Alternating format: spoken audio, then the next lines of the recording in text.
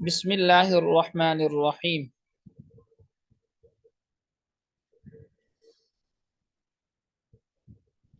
فَإِنْ كَانَ الْفِعْلُ لَفْظًا وَجَازَ الْعَطْفُ يَجُوزُ فِيهِ الْوَجْهَانِ النَّصْبُ وَالرَّفْعُ نَحْوُ جِئْتُ أَنَا وَزَيْدٌ وَإِنْ لَمْ يَجُزِ الْعَطْفُ يَجُوزُ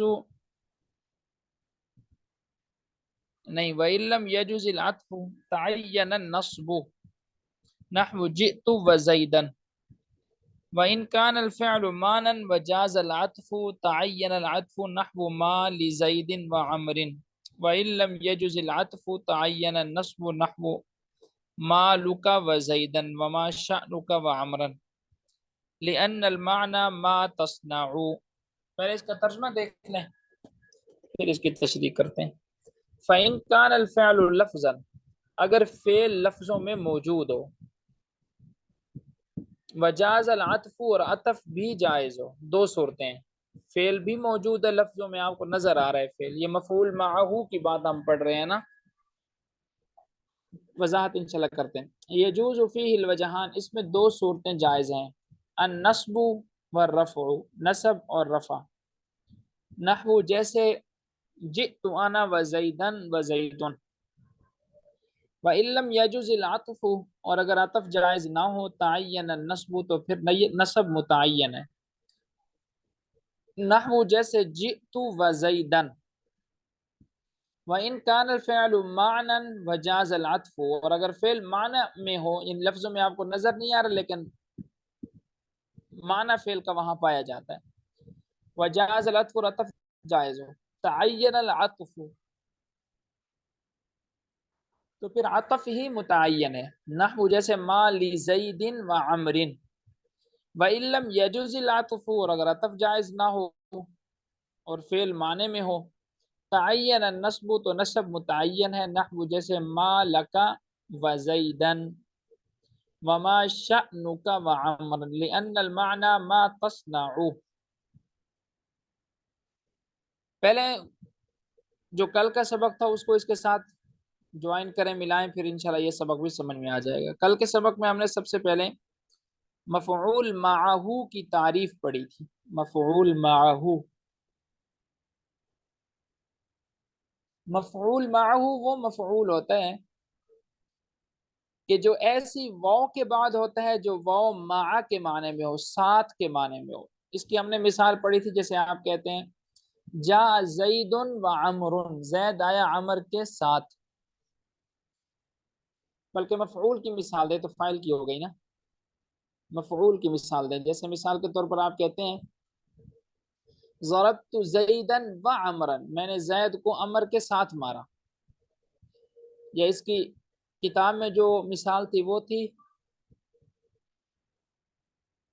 جاء البرد والجبات، سردی آئی جیکٹس کے ساتھ، یہاں واو جو ہے یہ مع کے معنی میں، جاء البرد مع الجبات، سردی آئی جیکٹس کے ساتھ، کہ سردی جب آتی ہے تو جیکٹیں بھی آ جاتی ہیں۔ تو اب یہاں سے فَإِن كَانَ الْفِعْلُ لَفْظًا،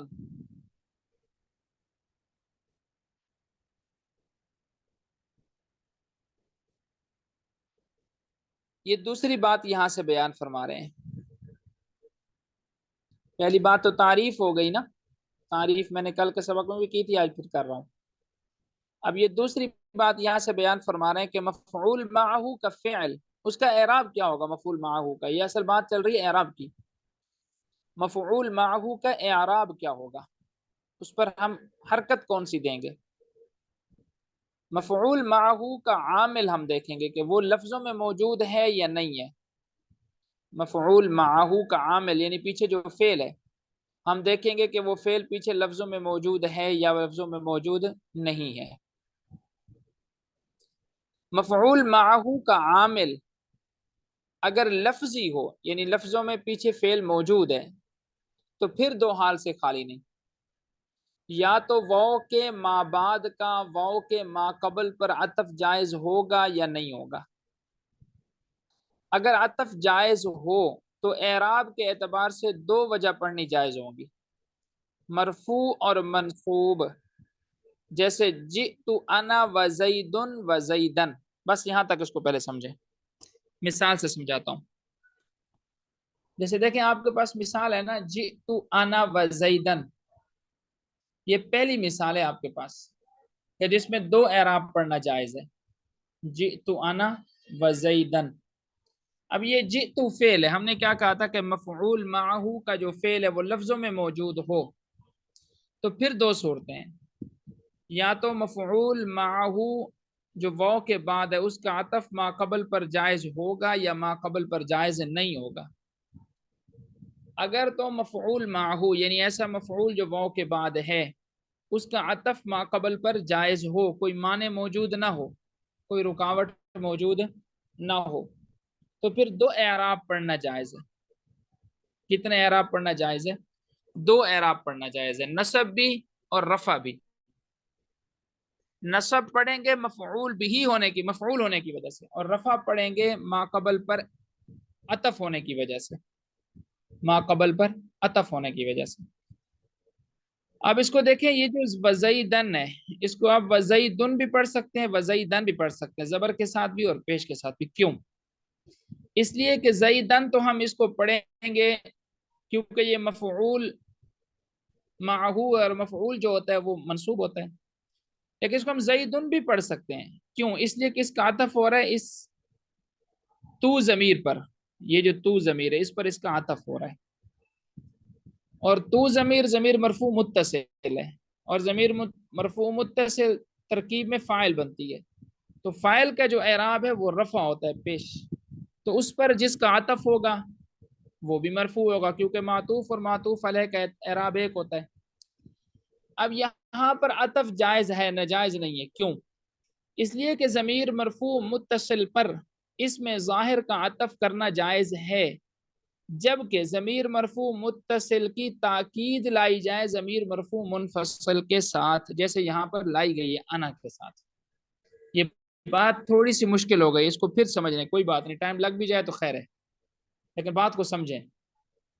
میں نے بات کیا کی تھی اس کو پھر دیکھیں، جئت انا و زیدن پڑھنا بھی جائز ہے، اس زید کو زیدن پڑھنا بھی جائز ہے، زیدن و زیدن دونوں طرح پڑھنا جائز ہے۔ کیوں؟ اس لیے کہ مفعول معہو کا جو فعل ہے یہاں لفظوں میں موجود ہے، جئت آپ کو نظر آ رہا ہے۔ جب مفعول معہو کا فعل یعنی عامل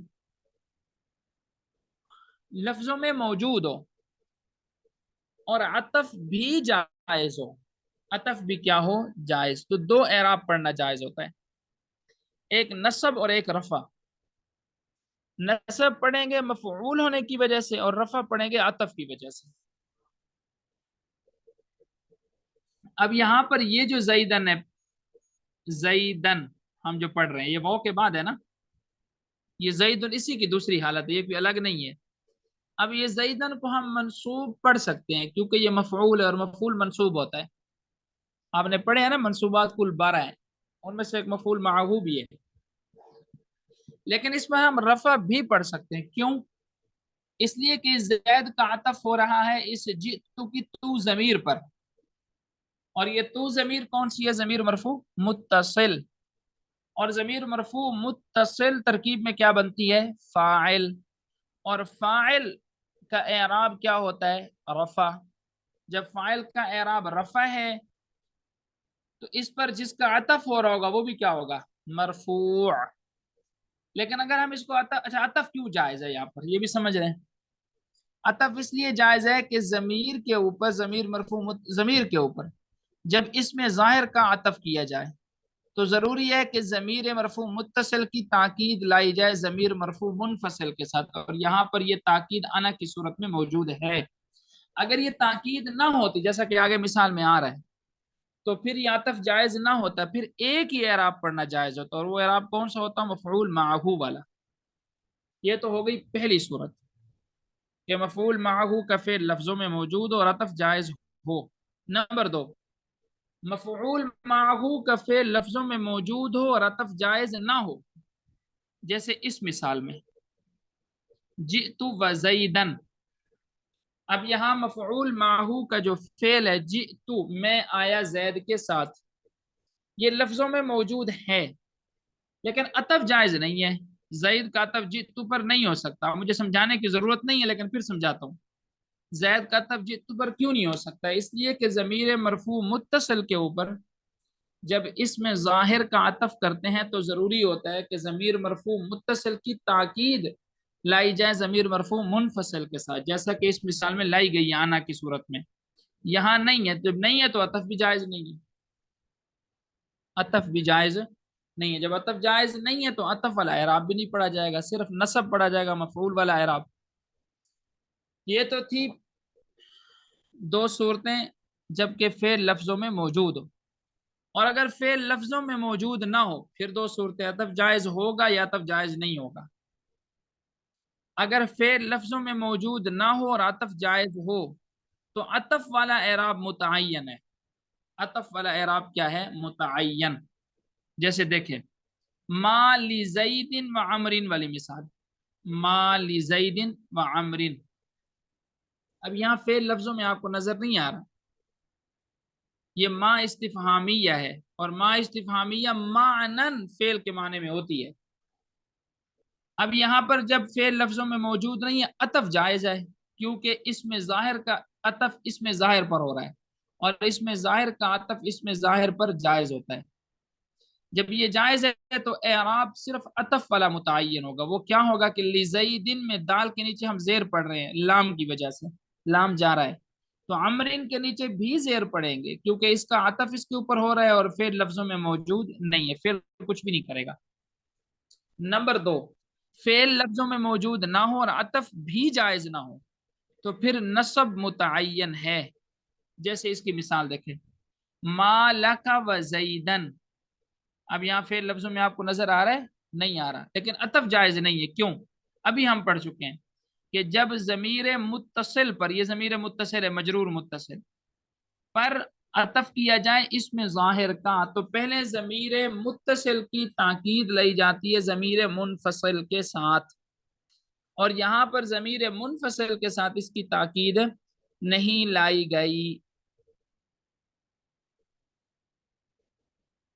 جب نہیں لائی گئی تو عطف بھی جائز نہیں ہے، لہذا نصب متعین ہو جائے گا مفعول معہو کی وجہ سے۔ اسی طرح دوسری مثال دیکھیں، جیسے ما شأنک عمرن، اب یہاں فعل آپ کو لفظوں میں نظر نہیں آ رہا اور عطف بھی جائز نہیں ہے۔ کیوں؟ اس لیے کہ عمر کا عطف آپ کریں گے کاف ضمیر پر، اور کاف ضمیر مجرور متصل ہے، اسم کے ساتھ مل کے آ رہی ہے، اور اسم کے ساتھ جو ضمیر مل کے آتی ہے وہ ضمیر مجرور متصل ہوتی ہے۔ یہاں حرف جار کے ساتھ مل کر آ رہی ہے، یہاں اسم کے ساتھ مل کے آ رہی ہے، تو یہاں پر عطف جائز نہیں ہے۔ عطف جائز نہ ہونے کی وجہ، عطف کے ناجائز ہونے کی وجہ کیا ہے؟ عطف کے ناجائز ہونے کی وجہ یہ ہے کہ تاکید ضروری تھی، اگر عطف آپ کرتے ہیں، تاکید یہاں ہے نہیں ضمیر منفصل کی صورت میں، جب تاکید نہیں ہے تو عطف بھی جائز نہیں، لہذا نصب کیا ہو جائے گا؟ متعین، لأن المعنى ما تصنعوه۔ اب یہاں سے مصنف رحمت اللہ علیہ اس کی دلیل بیان فرماتے ہیں کہ یہاں فعل معنی میں موجود ہے لفظوں میں نہیں ہے۔ وہ کہتے ہیں اس لیے کہ یہاں پر ما استفہام کے لیے، اور استفہام کا جو معنی ہے وہ فعل ادا کرتا ہے، تصنعو، تصنعو فعل جو ہے وہ ادا کرتا ہے۔ اب اس کا ترجمہ کیا ہوگا کہ تو نے زید کے ساتھ کیا کیا، تو نے عمر کے ساتھ کیا کیا، زید عمر کے ساتھ، ساتھ کا ترجمہ کس کے لیے کر رہا ہوں؟ یہ وہ کا ترجمہ کر رہا ہوں، مع کا، مع کا ترجمہ ساتھ والا ہوتا ہے۔ اب آگے چلیں جی،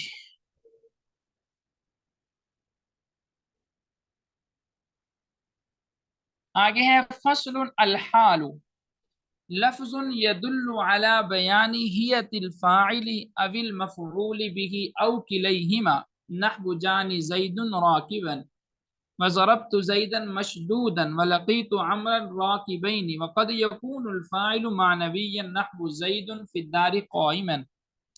یہاں سے مصنف رحمت اللہ علیہ منصوبات کی ایک اور قسم بیان فرماتے ہیں، اور وہ ہے حال، تعریف۔ سب سے پہلی بات تعریف، حال وہ لفظ ہے جو فاعل کی حالت کو بیان کرے یا مفعول کی حالت کو بیان کرے، یا فاعل اور مفعول دونوں کی حالتوں کو اکٹھے بیان کرے۔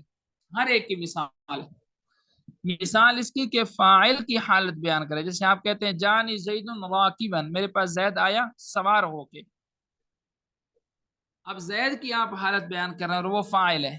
نمبر اس مثال اس کی کہ حالت بیان کرے مفعول کی، جیسے ضربت زیدن مشدودا، میں نے زید کو مارا سخت، یعنی زید کو جو مارنے کی میری حالت تھی وہ کیا تھی کہ زید کو سخت مار رہا تھا میں۔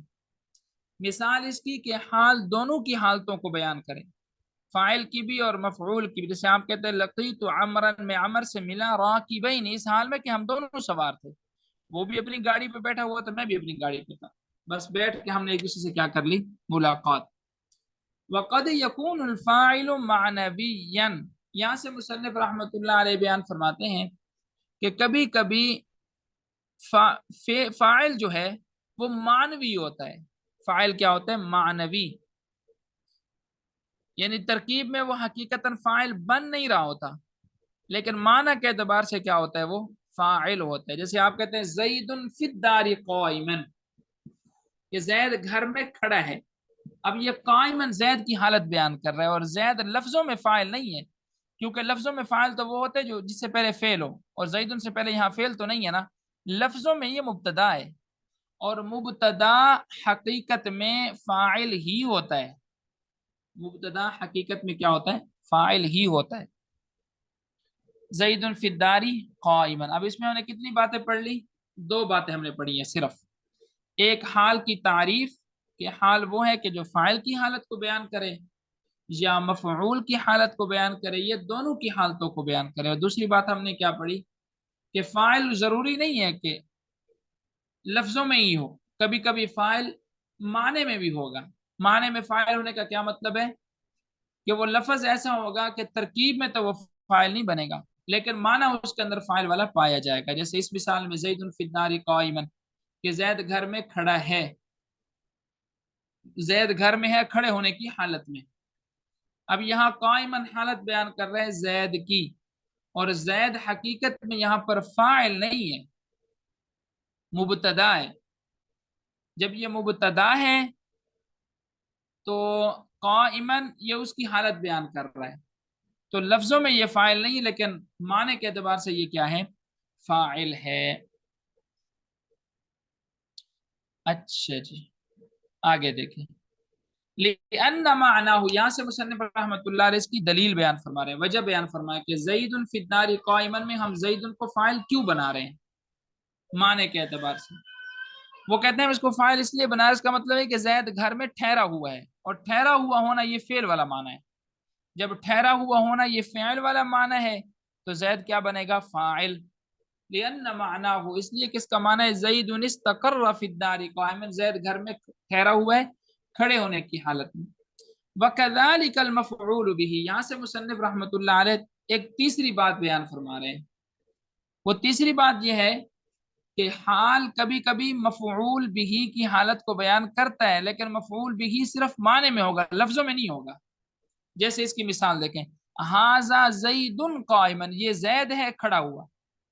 اب دیکھیں زید لفظوں میں تو مفعول بھی نہیں ہے، لفظوں میں تو یہ خبر ہے، لفظوں میں یہ کیا ہے؟ خبر، لیکن معنی کے اعتبار سے یہ مفعول بھی ہے، کیونکہ ھذا اس میں اشارہ ہے، اور اس میں اشارہ واحد متکلم صیغے کے معنی میں ہوتا ہے۔ ھذا کا معنی ہوگا اشیرو، ھذا کا معنی کیا ہوگا؟ اشیرو، میں اشارہ کر رہا ہوں زید کی طرف اس حال میں کہ وہ کھڑا ہوا، جیسے آپ کہتے ہیں نا یہ زید ہے کھڑا ہوا، تو آپ اشارہ کر کے گویا یہ بتا رہے ہوتے ہیں نا مخاطب کو کہ میرے اشارے کو دیکھو، میں اشارہ جس کی طرف کر رہا ہوں وہ زید ہے اور وہ کھڑا ہوا ہے۔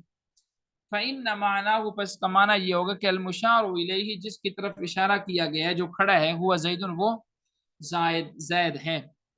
والعامل فی الحال فعل او معنی فعل، یہاں سے مصنف رحمۃ اللہ علیہ چوتھی بات بیان فرما رہے ہیں، فرماتے ہیں کہ حال میں جو عامل ہوتا ہے، حال کو جو نصب دیتا ہے، یا تو وہ فعل لفظی ہوگا، لفظوں میں فعل موجود ہوگا، جیسا کہ آپ نے پیچھے والی مثالوں میں دیکھ لیا، لقیت زیدا قائما، ضربت زیدا مشدودا، جانی زید راکبا، اب لفظوں میں یہاں فعل موجود ہے سب مثالوں میں، لیکن کبھی کبھی فعل معنی کے اعتبار سے ہوگا اور وہ حال میں عمل کر رہا ہوگا، جیسے زید فی الدار قائما میں اب زیدن فی الدار قائمن میں قائمن کو جو نصب دے رہا ہے وہ فعل دے رہا ہے، لیکن فعل لفظوں میں موجود نہیں ہے۔ اسی طرح حاذا زیدن قائمن میں قائمن کو جو نصب دے رہا ہے وہ فعل دے رہا ہے، لیکن فعل لفظوں میں آپ کو کہیں نظر نہیں آ رہا۔ مانوی فعل جو ہے وہ قائمن کو نصب دے رہا ہے۔ والعامل فی الحال، اور عامل فی الحال حال کے اندر فعل ہوتا ہے، او معنی فعل یا فعل کا معنی ہوتا ہے۔ والحال نکرۃ ابدا وذو الحال معرفۃ غالبا كما رأيت في الامثلة المذکورہ۔ یہاں سے مصنف رحمۃ اللہ علیہ ایک پانچویں بات بیان فرماتے ہیں، اور وہ بات یہ ہے کہ حال جو ہے، جو حالت بیان کرنے والا ہے، وہ ہمیشہ نکرہ ہوگا۔ وہ ہمیشہ کیا ہوگا؟ نکرہ۔ جیسے آپ نے دیکھا جانی زیدن راکبا، راکبا نکرہ ہے، اور اسی طرح آپ نے دیکھا ضربت زیدن مشدودا، مشدود نکرہ ہے، ھذا زیدن قائما، قائما نکرہ ہے۔ حال جو ہے وہ ہمیشہ نکرہ ہوگا، اور ذوالحال اکثر معرفہ ہوگا، کبھی نکرہ بھی ہو سکتا ہے۔ جیسے آپ کہتے ہیں جانی رجل عالما، میرے پاس مرد آیا جو عالم تھا، عالم ہونے کی حالت میں، یا راکبا سوار ہونے کی حالت میں۔ اب یہاں پر جو آپ کا فاعل ہے وہ رجلن ہے، اور رجل نکرہ ہے، لیکن زیادہ تر جو ذوالحال ہے جس کی حالت بیان کی جاتی ہے، ذوالحال کس کو بولتے ہیں؟ جس کی حالت بیان کی جاتی ہے، وہ کیا ہوتا ہے؟ معرفہ ہوتا ہے۔